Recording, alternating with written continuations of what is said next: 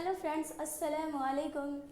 आप सभी का स्टडी 24+ में तहे दिल से इस्तकबाल करते हैं। जैसा कि आपको है कि अभी फ़िलहाल ग्रामर चल रहा है। ग्रामर जिसे उर्दू में कवायद कहते हैं और हिंदी में व्याकरण। ग्रामर चल रहा है, हमको पढ़ा चुके हैं और आगे आगे लेकर आए तो पूरा पढ़ेंगे। देखिए है साबके और लाहक़। साबका और लाहक़। साबका जैसे आप पढ़े होंगे हिंदी में उपसर्ग हो गया साबका। ये जो साबका है ना, इस साबका को कहेंगे क्या? हम साबका को कहेंगे उपसर्ग। क्या कहेंगे? उपसर्ग। साबका को क्या कहेंगे? ये हो गया क्या? साबका। क्या हो गया? साबके को क्या कहेंगे हम? साबके है तो ये साबके उपसर्ग हो गए और वहाँ पर लाहक़हु है, मतलब लाहक़हु हो गए क्या? ये हो गए प्रत्यय। आप पढ़े होंगे हिंदी में प्रत्यय। साबके सिंपली इतना जानिए, साबके हो गया उपसर्ग और प्रत्यय हो गया लाहक़हु। तो यहाँ पर है साबके और लाहक़हु। ठीक है, आप तो ये चीज़ समझ ही गए, तो इसको डिलीट करते हैं। अब आगे हम बताते हैं इसको। साबके और लाहक़हु। साबका किसे कहते हैं? मिसाल के साथ लिखिए। साबका क्या है? मिसाल के साथ आपको बताना है, मतलब उसका एग्जाम्पल देना है कि साबका क्या है। तो देखिए, जवाब पढ़ते हैं। जवाब में है कि जो हर्फ या लफ्ज़ किसी मुफरद के शुरू में आकर उसका हिस्सा बन जाए तो उस हर्फ को या लफ्ज़ को साबका कहते हैं। जैसे उसमें भी उपसर्ग में भी होता है, शुरू में आके उसके मायने को बदल देता है तो उपसर्ग। उसी तरह शुरू में जो आ गया वो अगर वो हिस्सा बन गया उस लफ्ज़ का तो उसे हम साबका कहेंगे। साबका कहते हैं। जैसे ईमान है ना, यहाँ पे ईमान से बे आया तो बेईमान, हासिल में ला आ गया तो ला हासिल, नाम में बद आ गया तो बदनाम। तो अगर आपसे पूछा जाए बदनाम में साबका क्या है तो बद साबका है। ठीक है, आगे है लाहक़हु किसे कहते हैं? मिसाल के साथ लिखिए। आपको साबका लाहक़हु अच्छे से हम पूरा डिटेल में बताएंगे आगे भी। तो यहाँ पर है लाहक़हु किसे कहते हैं? मिसाल के साथ लिखिए।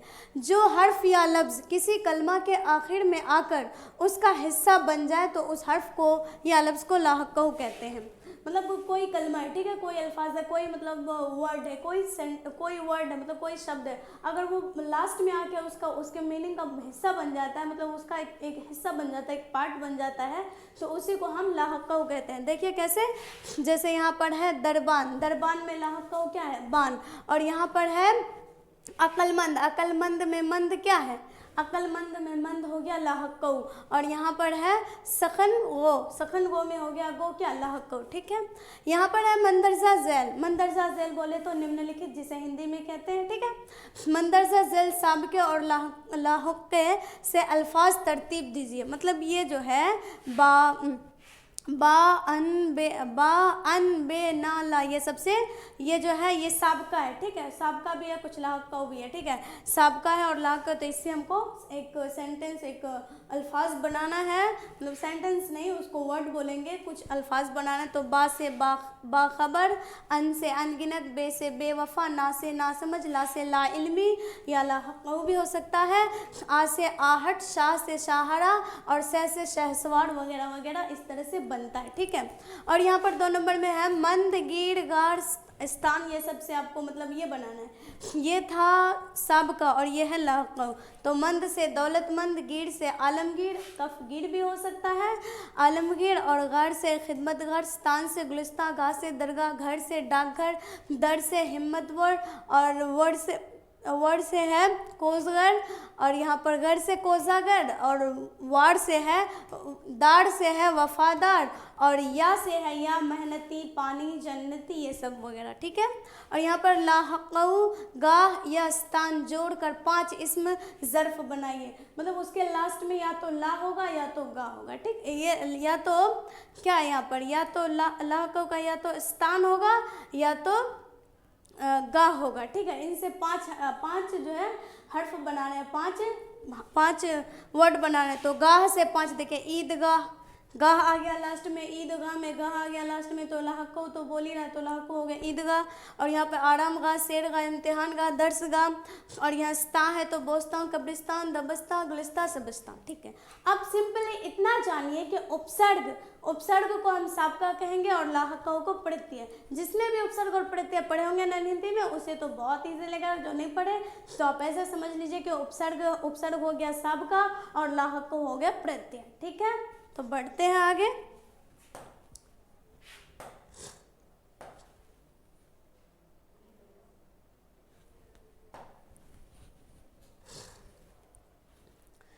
यह है सिफत की तारीफ, मिसाल और किस्में। सिफत बोले तो उसकी पहचान से विशेषण कहते हैं हिंदी में।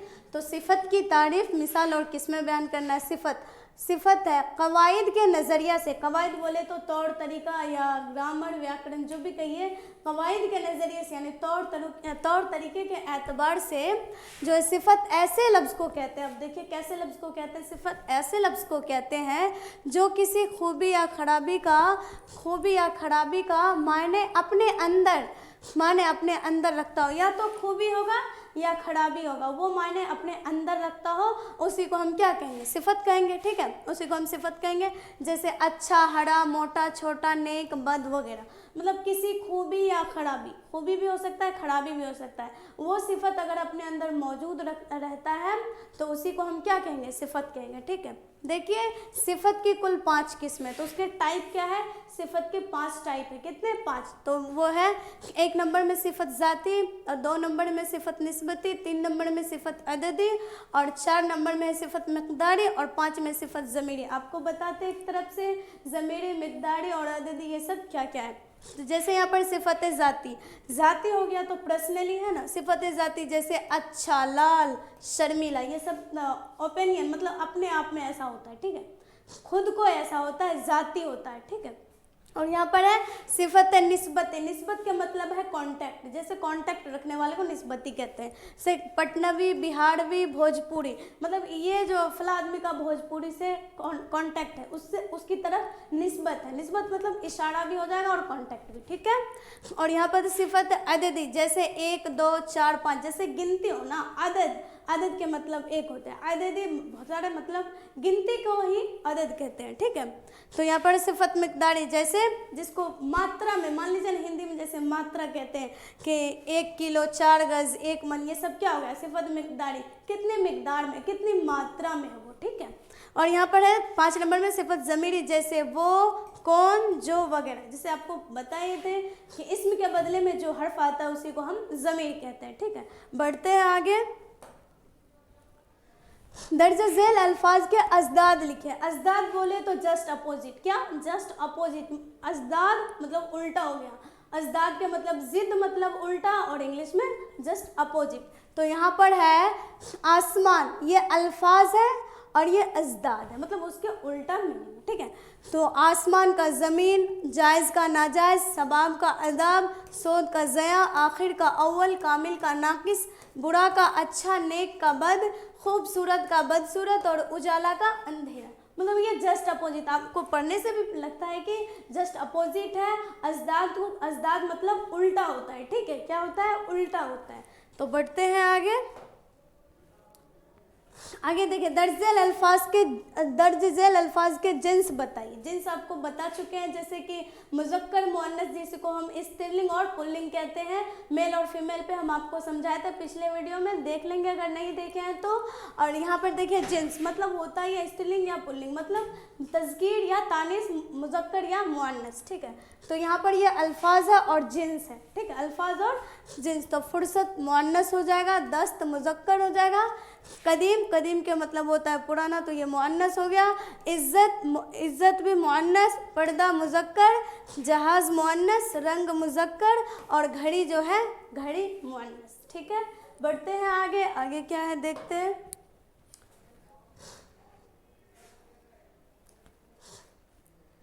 अजदाद या मुतज़ाद या जिद, सबके मीनिंग होते हैं उल्टा यानी जस्ट अपोजिट। ओके, तो देखिए यहाँ पर क्या क्या है, अजदाद या मुतज़ाद से आप क्या समझते हैं, मतलब इसका मीनिंग क्या, आपको डेफिनेशन देना है, उसको बताना है कि क्या है।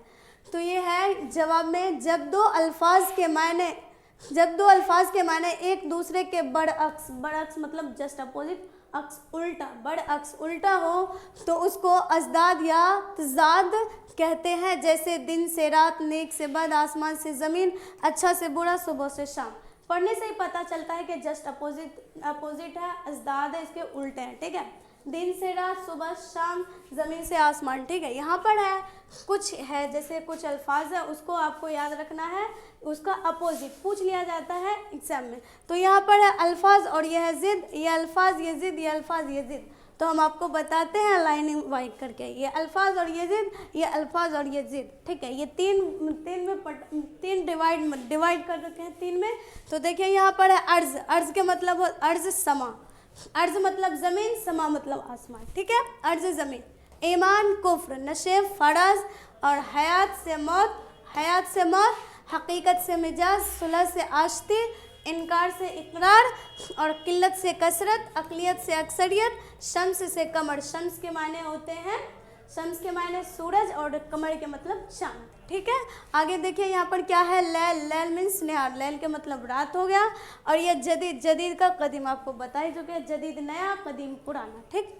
और यहाँ पर है नुसरत और मनफ़ात, ये करीब बैद, करीब होता है थोड़ा नज़दीक और बैद मतलब दूर। तो यहाँ मुमकिन से नामुमकिन, जस्ट अपोजिट, ओके। तो बढ़ते हैं आगे, आगे भी यही सब अल्फाज है, ये जैसे ये अल्फाज है और ये इसके जस्ट अपोजिट, एक सेकेंड। और यहाँ पर ये अल्फाज है और इसका ये अजदाद है, और ये भी अल्फाज और ये इसका अजदाद। हम आपको बताते हैं कैसे इसको बनता है। अव्वल से क्या हो गया, आखिर, बज़्म से रज़्म और जज़्ब से कल, जंग से अमन, हक से बातिल, नया से पुराना, मशरिक से मगरिब। मशरिक बोले तो मशरिक हो जाएगा कौन सा, पूरब की ओर जिसे ईस्ट कहते हैं, और मगरिब हो गया पश्चिम जिसे वेस्ट कहते हैं, ओके। और यहाँ पर है अव्वल से आखिर, जिस्म से दिमाग, आम से ख़ास। और यहाँ पर हरारत, हरारत से बर्दोत, हरारत का मतलब होता है टेम्परेचर, ओके। और यहाँ पर है मदा से ज़िम्मा, जाहिल से आलिम, जाहिल जो अनपढ़ होते हैं उसे जाहिल, आलिम मतलब जो पढ़े लिखे होते हैं उसे आलिम कहते हैं, ओके। यहाँ पर है इल्म से जहल, उरूज, जवाल, आफताब, महताब। आफताब के मतलब होता है सूरज और महताब के मतलब चाँद, ठीक है। और यहाँ पर है शुमाल, शुमाल जुनूब, जस्ट अपोजिट, जैसे क्या नाम है इधर आपको बताए थे मशरिक से मगरिब, उसी तरह शुमाल से जुनूब। और यहाँ पर है जमाल से जलाल, ज़ेर से ज़बर, आगाज़ से अंजाम, आगाज़ मतलब शुरुआती को और अंजाम मतलब उसके पनिशमेंट को, ठीक है।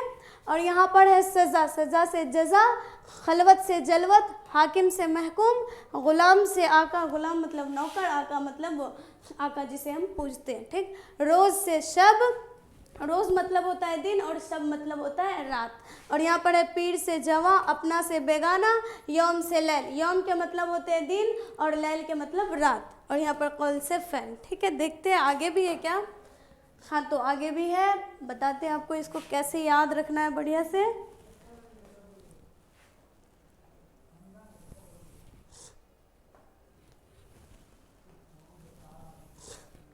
ये डिवाइड कर देते हैं ताकि पढ़ने में आसानी हो आपको, देखने में भी। तो देखिए यहाँ पर है असबात से नफ़ी, मुसर्रत से गम, ये हो गया अल्फाज और ये हो गया उसके ज़िद मतलब उल्टा, ठीक है। यहाँ पर है लेन से देन, खालिक से मखलूक, कैद से रिहाई, कैद मतलब कैद तो समझ ही गया, रिहाई आज़ाद, जिस्मानी से रूहानी, हाकिम से महकूम, कुफ्र से ईमान, गुस्सा से प्यार, ठीक है। और यहाँ पर है खुशी, खुशी से गम, साद से नहस, फ़राक से वसाल, गिरा से अर्ज़ा, पाप से पन, अबतर से बेहतर, ख़रीद से फ़रोख्त, फ़ना से बका, ज़िंदगी से मौत, यानी जस्ट अपोजिट, उल्टा उल्टा। इसको इस तरह से याद रखना है। गर्मा से सरमा,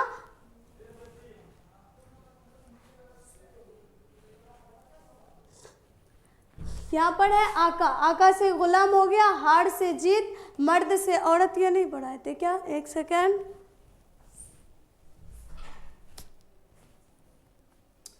देखिए बताते हैं आपको। गर्मा, गर्मा से हो गया सरमा, सौहर से बीवी, नफ़ा से नुकसान, अदम से वजूद, देर से हरम, वसाल से हजर, जन से मर्द और वाह से आ, सही से गलत। आपको ये तीन लाइन में इसलिए बांट दिए कि ये पहला जो है लाइन के जस्ट बगल में वो अल्फाज है और उसके सामने जो है वो ज़िद है, ठीक है, उसके उल्टे अल्फाज है यानी जस्ट अपोजिट है। तो बढ़ते आगे, आगे क्या देखते हैं। और यही लास्ट हो जाएगा यहाँ का रोज़ा, रोज़ा से इफ्तार, फतह से शिकस्त, एक अल्फाज है और एक उसके जस्ट अपोजिट, जिसे क्या कहेंगे, मुतज़ाद या अज़दाद या ज़िद। आराम से तकलीफ, फरबा से लागीर, मुसगर से मुफिस, जिंदा से मुर्दा, तलक से शीरी, शरीफ से रजील, सच का झूठ, जस्ट अपोजिट, है ना, याद रखेंगे इस तरह से।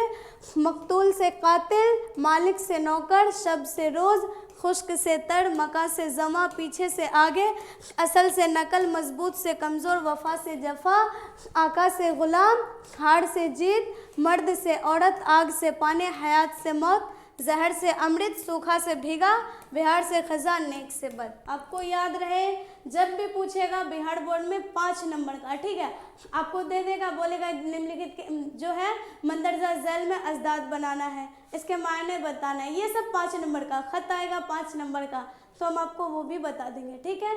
तो आज के लिए इतना ही, तब तक के लिए आप अपना बहुत सारा ख्याल रखिए। मिलते हैं नेक्स्ट वीडियो में। अस्सलामु अलैकुम।